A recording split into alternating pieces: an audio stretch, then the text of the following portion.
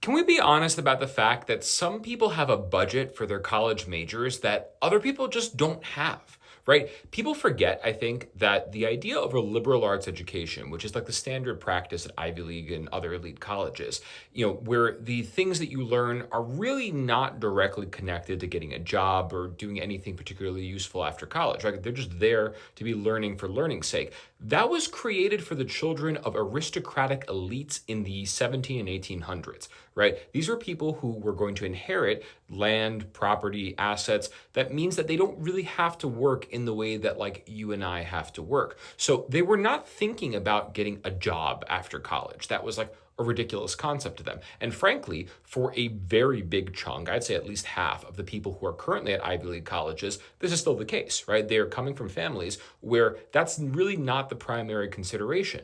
But there are a lot of people who are also interested in this process, who are also applying to colleges that really do need that job after college, right? Like this is not really a wide ranging exploration for you. It's a white collar trade school at best, right?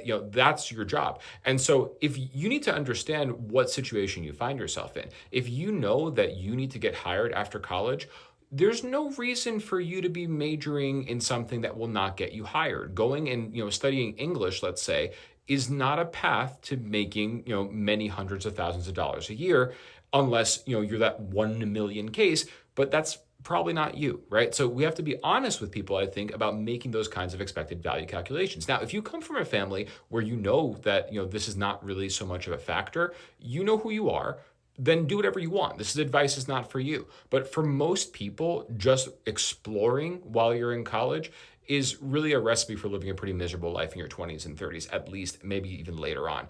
And, I want people to just know that you are free to make decisions that actually benefit you. And you should be thinking about who you're going to be in your 20s and 30s and 40s and maybe set yourself up for success. Don't put yourself in a situation where you need to be the starving artist unless you are that one person who wants to dedicate your whole life to doing that. I'm being honest, for most of you guys, it's really not as good as it looks.